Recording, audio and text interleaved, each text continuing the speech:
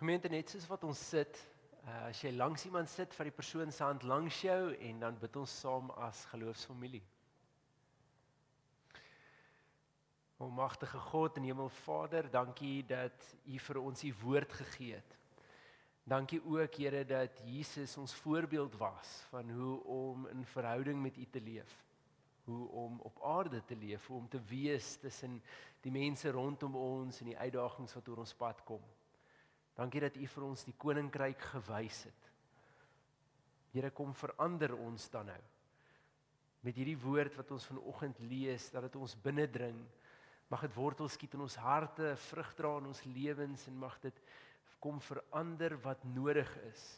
Juis sodat mense om ons en ons gemeenskap al meer U karakter deur ons sien en al meer die koninkryk ook deur ons sien.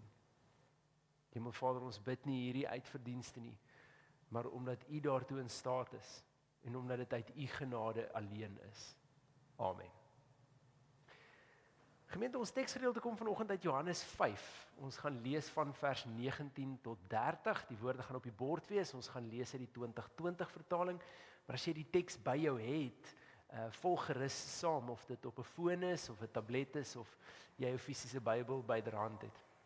Vanoggend vra ons die vraag vir mekaar, wie het Jesus geroep? Het Jesus leiers geroep of volgelinge? En vir volgende se preek gaan ek jou so klein bietjie waarsku. Daar's 'n paar goed wat ek gaan sê, veral in die begin, wat jy gaan dink, wag, sê weer? En my uitnodiging aan jou is, bly saam met my tot aan die einde, want dit is belangrik dat die volheid hiervan bietjie deurdink word en deurgetrap word. Daar's 'n gonswoord in ons kultuur, in ons samelewing, en die gonswoord is leierskap. Leierskap is iets wat ons verskriklik hoog op prys stel. Leierskap is waarin ons verskriklik moeite sit om jong mense in te ontwikkel, om elkeen van ons in watter posisie jy ook al is te ontwikkel. En as jy enigstens soos ek is, dan het jy 'n paar boeke van leierskap op jou rak, of jy het al 'n paar praatjies oor leierskap gekyk. En leierskap is 'n ongelooflike interessante tema met baie fasette, en daar's baie wat ons daarmee kan doen. In die tyd waarin ons is, het ons ook vir mekaar gesê al dat leierskap hang nie af van iemand met 'n titel nie. Dis oor die mense wat bereid is om die voorbeeld te stel, om saam in te hak, saam met ander en saam met hulle die pad te stap. Wat wel interessant is dat ons hierdie gonswoord vat, so mooi en so prysenswaardig soos wat dit kan wees, en ons koppel dit aan kerk. En aanvanklik klink dit asof dit alles sin maak. Dis juis in die kerk waar ons moet leiers wees. Ons as geloofsgemeenskap moet die leiers wees van ons gemeenskappe. Ons is veronderstel om die pas te stel, en ons wil juis jong mense ontwikkel in hulle leierskap, sodat ons 'n beter samelewing het. Dit klink mooi, nê? Nee. In dieselfde sin gaan ek vir jou sê, dit klink baie mooi as ons vir mekaar sê, hoe lyk dit om 'n Christen te wees? Om 'n Christen te wees moet jy 'n goeie mens wees. Dis mooi, is dit nie? Ons moraliteit moet op datum wees. Ons wil mense hê wat eties en reg kan optree, wat ander mense raak sien en wat vir ander mense tyd maak. Om 'n goeie mens te wees is mooi. Maar hier's die ding, dis nie die evangelie nie. Dis nie die evangelie nie. As ons mekaar sê om 'n Christen te wees, beteken dit om 'n goeie mens te wees, jy moet 'n goeie mens wees, dan water ons die evangelie af tot 'n basiese moraliteit. En alhoewel daar met 'n goeie mens niks fout is nie, moet dit die produk wees van 'n intieme verhouding met God. En nie net dit nie, God roep ons nie om goeie mense te wees nie. God roep ons om sy kinders te wees en deel te neem aan sy koninkryk. En dit lyk totaal anders as om net 'n goeie mens te wees. Enigiemand kan 'n goeie mens wees. Jy moet goeie moraliteite aan die werk sit, jy moet bietjie jou etiek deurdink hê, en dan moet jy net eenvoudig op jou tande kan byt en kies om goed te wees. Enigiemand kan dit doen. Maar waartoe God ons roep is juis iets meer as dit. Dat God se krag deur my swakhede kom, dat ek deelneem in 'n ruimtes waar ek myself nie andersins sou vind nie, maar God plaas my daar, dat ek iets reflekteer van 'n oneindigende liefde, alhoewel ek as mens ook met my stikkindheid en my foute sit. Dis wat ons het as gelowiges. En so in dieselfde asem, in dieselfde sin wil ek vir jou sê, Jesus het nooit die disippels geroep en vir hulle gesê, kom en ek gaan julle leiers van mense maak nie. Hy het gesê, ek gaan julle vissers van mense maak. Wees my disippels, ek gaan julle leer hoe om ander leiers te maak? Nee, ander disippels te maak. Leierskap is nie in die Bybel nie. Jy kan van voor tot agter lees. En die ouens wat leierskap geïmplementeer het op 'n wêreldse vlak, was die ouens van wie God gekies het om iemand anders te kies. Saul sou een so 'n voorbeeld wees. En die rigters wat ons gehad het, was ook so 'n voorbeeld. Leierskap is nie in die Bybel nie so fantasties soos wat dit klink en so mooi soos wat ons dit wil maak. Disippelskap is. En om volgelinge te wees is. Die vraag is nou net, hoe lyk dit dan presies? En wat is dan leierskap se rol? So, kom ons begin by ons teks vanoggend. Johannes 5 van vers 19 tot 30. Dit sê die volgende. Hierop het Jesus vir hulle gesê, amen, amen, ek sê vir julle. Die seun kan niks uit sy eie doen nie, behalwe wat hy sien die Vader doen. Want wat die Vader ook al doen, doen die seun net so. Die Vader het immers die seun lief en wys hom alles wat hy self doen, en hy sal hom groter dade as dit wys, sodat julle verwonderd sal staan. Want soos die Vader die dooies opwek en lewend maak, so maak die seun ook lewend wie hy wil. Die Vader oordeel ook niemand nie, maar hy het die volle oordeel aan die seun oorgegee, sodat almal die seun kan eer net soos hulle die Vader eer. Wie nie die seun eer nie die Vader wat hom gestuur het nie. Amen, amen, ek sê vir julle. Wie my woord hoor en hom glo wat my gestuur het die ewige lewe en vir hom is daar geen veroordeling nie. Maar hy het uit die dood na die lewe oorgegaan. Amen, amen, ek sê vir julle. Daar kom 'n tyd en dit is nou, wanneer die dooies die stem van die Seun van God sal hoor en die wat hoor sal lewe.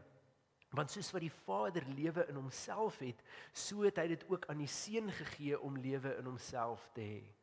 Hy het aan hom ook volmag gegee om te oordeel, omdat hy die Seun van die mens is. Moet julle nie hieroor verwonder nie, want daar kom 'n tyd wanneer almal in die grafte sy stem sal hoor en sal uitkom. Die wat goed gedoen het tot opstanding van die lewe, maar die wat verkeerd gedoen het tot opstanding van veroordeling. Uit myself kan ek niks doen nie. Ek oordeel volgens wat ek hoor en my oordeel is regverdig, omdat ek nie my wil nastreef nie, maar die wil van hom wat my gestuur het. Ons lees net tot sover. Sit gou vinnig hierdie gedagte op ys en dan wil ek julle net herinner aan wat ons verlede Sondag vir mekaar gesê het. Ons is in koninkrykstyd en die koninkryk van God is hierdie vreemde balans van alreeds, maar nog nie. Jesus kom en hy kom wys God se koninkryk vir ons, hy kom wys hoe lyk dit vir ons prakties, maar ons beleef nog nie die volheid daarvan nie, want ons sit nog steeds in 'n stikkende en 'n gebroke wêreld. En my en jou rol, waar ook al jy jouself bevind, of dit op skool is, of die sportveld is, of dit tussen familie of vriende is, by die werk of by jou besigheid, waar ook al dit is ons rol om juis die koninkryk van God in hierdie plekke te laat deurbreek. Die areas waar ons kies om anders te wees, die areas waar ons anders optree, waar liefde gewys word, waar vrede seëvier, waar genade gewys word, waar geduld gewys word, waar iemand se menswaardigheid aan hulle teruggegee word. Dis die plekke waar God se koninkryk deurskyn. Waar dit by die skool is, kan jy jouself nou 'n bietjie indink, waar jy dalk 'n medeklasmaat raak sien en help en ondersteun, of juis moeite en tyd maak met iemand met wie niemand moeite en tyd wil maak nie. Dis 'n voorbeeld van waar God se koninkryk prakties deurbreek. En so kan jy dit gebruik vir waar jy werk of tussen jou vriende of familie of waar ook al. Dis alreeds, die koninkryk is hier, maar ons beleef nog van die wêreld se stikkindheid en ons word geroep, ons het daai rol om in die krake in God se koninkryk te laat deurkom. Dis ons rol. Jesus roep die disippels juist tot hierdie rol en sê vir hulle, ek gaan julle vissers van mense maak. Dit wat ek julle wys, dit moet julle ander ook wys. Nie in 'n leierskap hoedanigheid nie. Die probleem met 'n wêreldse leierskap, so mooi soos wat dit is dat dit vat gereedskap wat ek kry en dit gaan pas dit toe in 'n situasie. So ergens kry jy die gereedskap of dit is om besluite te neem, om leiding te neem, om die voortou te neem, of dit is om strategies te dink, wat ook al dit is, jy sit met 'n klomp gereedskap.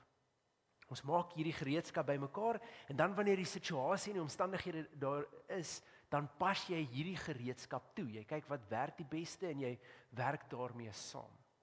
En daar kan jy dan redelik besluit wat gaan jy gebruik en wat gaan jy nie gebruik nie, wat gaan jy toepas en wat gaan jy nie toepas nie, afhangende van die omstandighede. En ek hoop as ek dit nou genoem het, sien julle dalk iets van hoe ons eintlik met geloof werk. Want baie keer werk ons met die Bybel net so. Ek het nie noodwendig 'n intense verhouding met God nie, ek gaan nie noodwendig baie tyd maak met God nie, ek het in elk geval 'n redelike besige skedule. Maar sê vir my, wat moet ek doen? Sê vir my, hoe moet ek wees? Sê vir my, hoe moet ek optree? Gee vir my die gereedskap en wanneer die tyd kom, dan sal ek dit toepas. En so op so 'n manier word die Bybel 'n stuk handleiding, maar nie in die beste moontlike manier nie. Ons hardloop na die Bybel vir antwoorde en Bybel en gebed word as te ware so 'n bietjie ons noodwiel. Wanneer ons regtig in 'n situasie is en 'n besluit moet geneem word, dan gryp ons na toerusting. Dis nie die lewe waartoe Jesus die disippels geroep het nie. Inteendeel, dis die teenoorgestelde daarvan. As jy redelik krities wil wees, die fariseërs vir die tyd het op dieselfde manier gewerk. Verhouding met God is nie noodwendig nodig nie. Geef vir my die gereedskap en ons weet hoe om op te tree. Ons weet wat is heilig en ons weet wat is onheilig. Ons weet wat is reg en ons weet wat is verkeerd. En dis mos eintlik al wat ons nodig het om te weet. Die resultaat van daai manier van dink is dat die fariseërs, toe Jesus voor hulle gestaan het, toe die Messias wat beloof is, voor hulle gestaan het hulle hom nie erken nie. Want hulle het nie 'n verhouding gehad met die God wat die verlosser gestuur het nie. Hulle het wel al die gereedskap gehad wat nodig was. En so dis hoekom Jesus 'n ander lewe gebruik om die disippels hierna te roep. Wanneer ons dink aan volgelingskap, dan is dit juis dat Jesus sê, ek is nie eers besig om uit my eie op te tree nie. Jesus was eintlik nie eers 'n voorbeeld van leierskap nie. Soveel soos wat ons leiers eienskappe in Jesus sien, het Jesus gesê, maar ek sê net dit wat ek hoor die Vader sê. Ek doen net dit wat ek die Vader sien doen. Jesus se oë was gerig op God en hy het gestap. As God links gaan, gaan hy links. As God regs gaan, gaan hy regs. As God dit sê, dan sê hy dit. As God stil bly, dan bly hy stil. Dit was Jesus se prerogatief. En die enigste uitnodiging wat hy aan die disippels gee is nie, ek gaan vir julle 'n klomp gereedskap gee en julle kan dit gaan toepas nie. Wat hy vir die disippels sê is, soos wat ek God volg, volg my. Dis wat julle hoef te doen. Maar wanneer ons God volg, dan gebeur 'n paar goed. Daar's eintlik 3 goed wat belangrik is vir as ons volgelinge is. Die eerste ding wat belangrik is vir 'n volgeling is die reis. Dit vereis, dit vat van my dat ek op reis is saam met die een wat ek volg. Ek kan nie iemand volg van 'n afstand af nie. Ek kan so af en toe by iemand waarneem, maar dis nie dieselfde as om iemand te volg nie. Om iemand te volg beteken ek's aktief op reis saam met hulle. Dis die rede hoekom die disippels hulle werk en dit wat hulle voorheen geken het agtergelos het om saam met Jesus op reis te wees. En hierdie reis beteken ek stap saam met God die pad. Ek leer saam, ek ontdek saam. En hoor nou, dis nie net so eenvoudig soos om 'n klompie gereedskap bymekaar te hark van ek wil gou vinnig leer wat is reg en verkeerd en dan kan ek dit toepas vir die tyd wat dit kom nie. Dit beteken ek stap saam met God deur my lewensomstandighede. As ek myself in 'n eksamentyd bevind, dan stap ek saam met God hierdie pad. En dis vir my dalk onseker, maar ek gaan nie nou al die antwoorde aan die begin hê nie. As ek in 'n familiesituasie instap of in 'n verhoudingssituasie, ek gaan nie al die antwoorde hê van die begin af nie. Maar dit is belangrik dat ek hierdie pad saam met God reis, want deur hierdie pad wat ek saam met God gaan stap, gaan ek leer hoe ek moet optree en hoe ek moet reageer. Ek gaan leer hoe om hierdie situasie te hanteer saam met God op reis. En ek gaan nie aan die begin van die reis al die antwoorde hê nie. Dis 'n reis. Die tweede aspek daarvan is dat dit verhouding vereis. Om 'n volgeling te wees beteken ek moet 'n verhouding hê. As ek iemand van ver af vir 'n oomblik waarneem, kan ek iets neem van hulle lewe, maar die oomblik wanneer ek 'n volgeling van iemand is, beteken dit daar moet 'n vorm van verhouding wees met die persoon wat ek navolg, want ek is in hulle spasie en hulle is in my spasie. Op daai punt is dit dalk nodig dat ons vir mekaar baie krities sê. As jy nie tyd het om 'n verhouding met God te bou nie, as jy nie tyd het om stil te staan in jou lewe by God nie, dan kan ons eens raps verder gaan en sê dit gaan nie eers oor prioriteit nie. Jy's dood eenvoudig nie 'n volgeling nie. Ons kan nie volgelinge wees van 'n God met wie ons nie in verhouding staan nie. En as dit rondom 'n prioriteitsaspek gaan, dan wil ek 'n stap verder vat.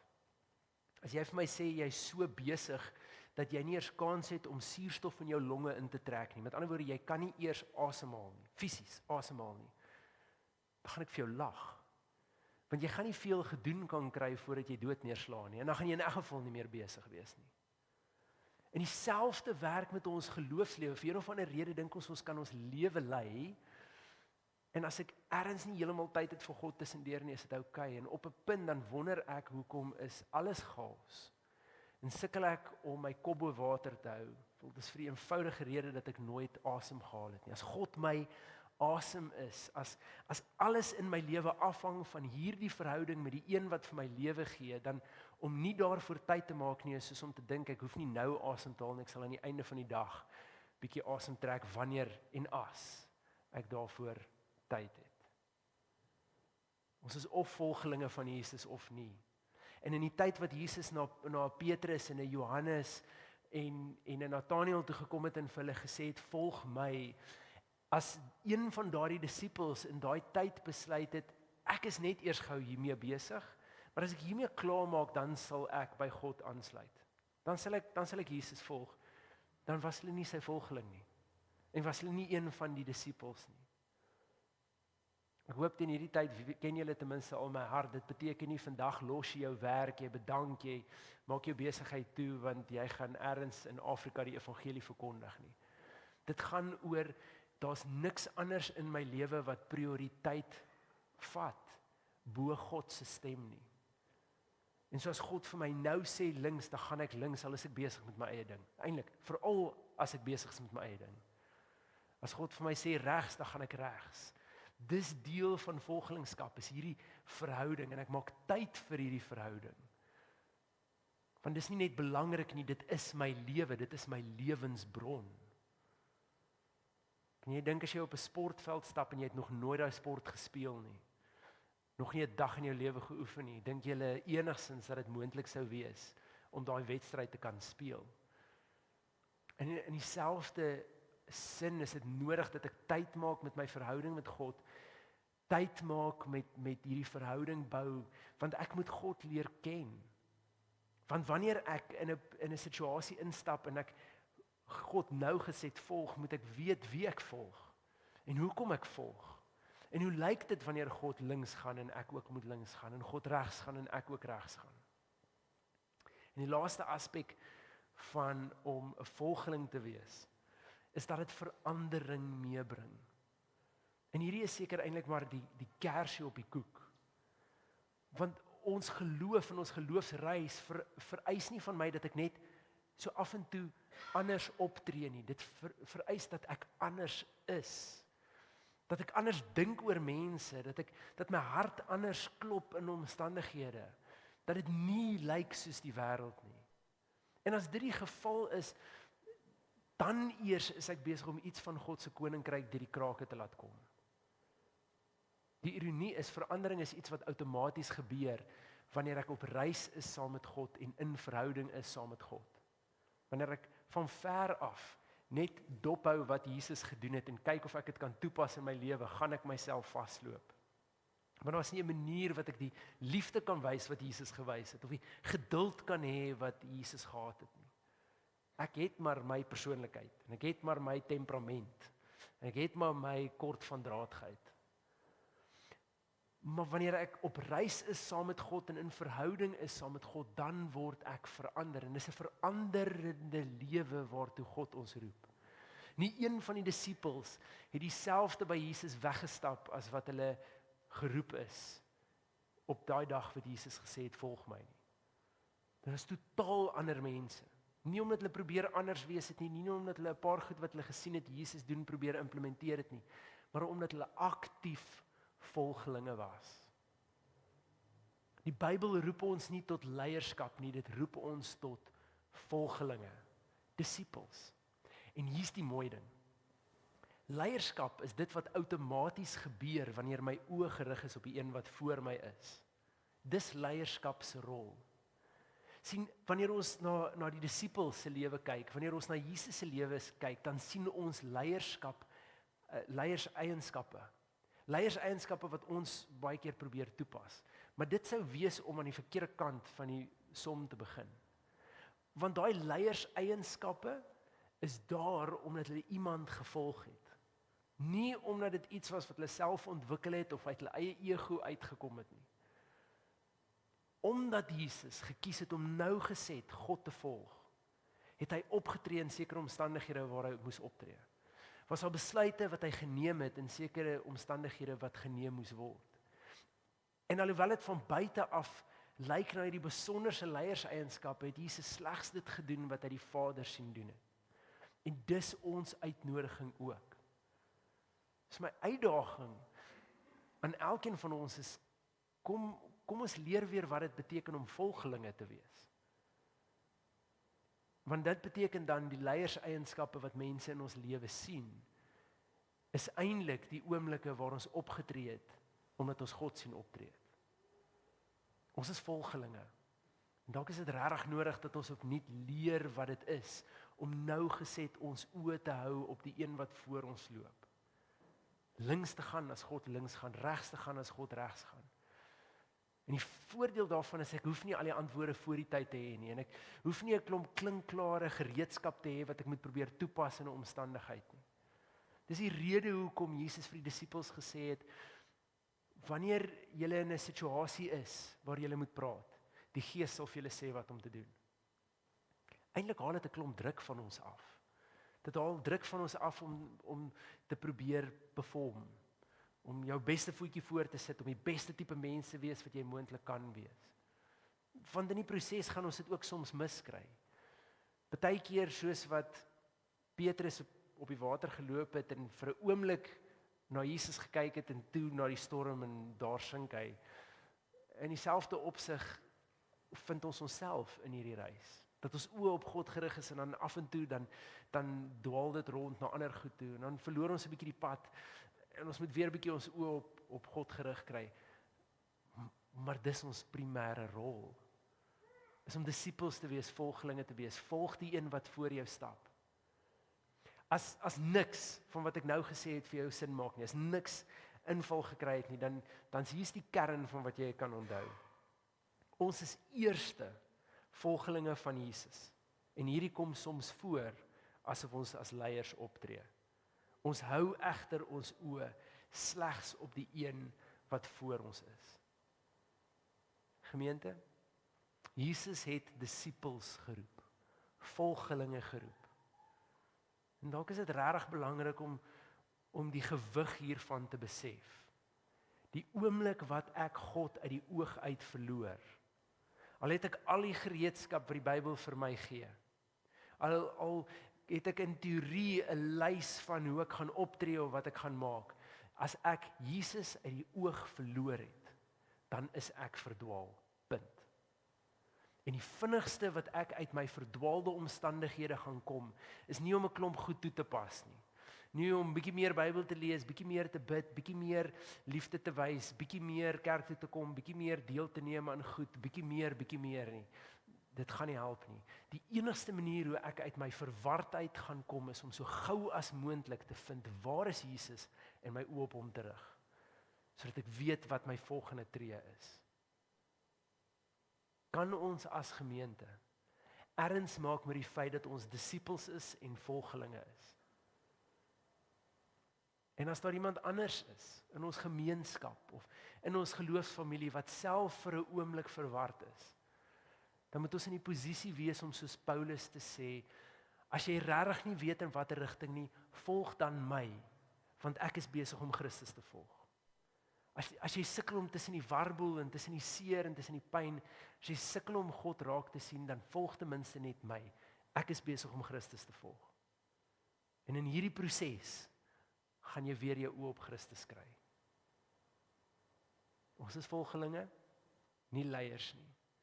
Dit beteken, ons volg die een wat voor ons gaan. En in die proses tree ons op. Dit lyk soms asof ons soos leiers optree, maar in werklikheid doen ons net dit wat ons Christus sien doen het. En dit verander. Dit verander hoe ons dink. Dit verander wie ons is. Amen. Ek wil vra dat ons as slotgebed